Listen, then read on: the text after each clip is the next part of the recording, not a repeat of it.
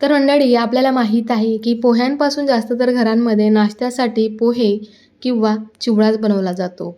तर तुमच्यासाठी मी आज खास अशी नवीन रेसिपी घेऊन आलेली आहे, जी 1 वाटी पोह्यांमध्ये भरपूर अशी बनवून तयार होईल.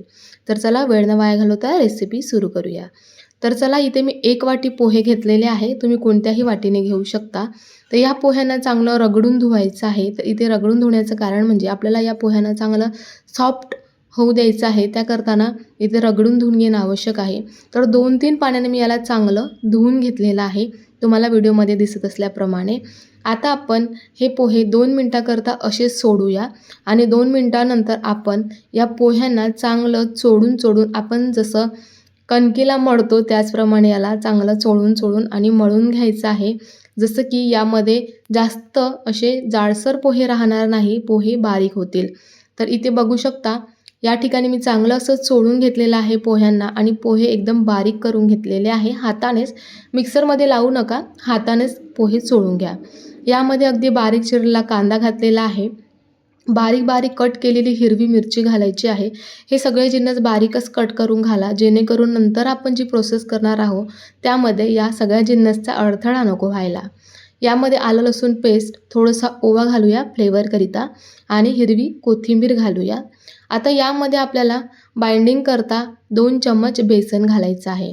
तुम्ही इथे तांदळाचं पीठ देखील वापरू शकता, परंतु तांदळाच्या पिठाने व्यवस्थित बाइंडिंग येणार नाही. त्या करताना इथे मी 2 चमचे फक्त बेसन पीठ घातलेलं आहे, म्हणजेच 2 टेबलस्पून. आता या ठिकाणी आपण सुखे मसाले वापरणार आहोत.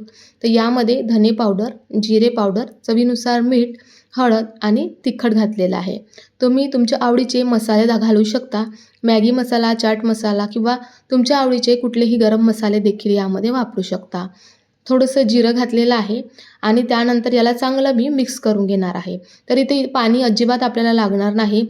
पोह्याच्या ओलसरतेनेच हे मिश्रण चांगलं मिक्स होईल. तरी तुम्हाला आवश्यक वाटल्यास तुम्ही पाणी अगदी थोडंसं घालू शकता. याला तेल लावून घेऊया, जेणेकरून आपल्याला याचे रोल्स बनवायला सोपी पडतील. आता आपण थोडंसं हाताला तेल लावून याचे रोल्स बनवून घेऊया. हाताला बघू शकता व्हिडिओमध्ये दिसत असल्याप्रमाणे रोल्स बनवून घ्यायचे आहे.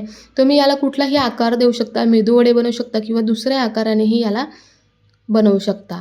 तर इथे सगळे रोल्स मी बनवून घेतलेले आहे आणि गॅसवर एक पॅन ठेवून त्यामध्ये तेल घालून घेतलेलं आहे आणि तेल अगदी मीडियम फ्लेमवरच तापवून घेतलेलं आहे अगोदर. आता आपण हे सगळे रोल्स या तेलामध्ये सोडून घेऊया. तर तेल एकदम कडक तापलेलं घेऊ नका, मीडियम फ्लेमवर तापलेलंच घ्या, कारण आपले हे रोल्स आतपर्यंत चांगले शिजायला हवे म्हणून. आणि हे रोल्स देखील आपल्याला मीडियम टू लो फ्लेमवरच अगोदर तापवून घ्यायचे आहे, म्हणजेच तळून घ्यायचे आहे. नंतर तुम्ही हाय फ्लेम करून याला तळून घेऊ शकता.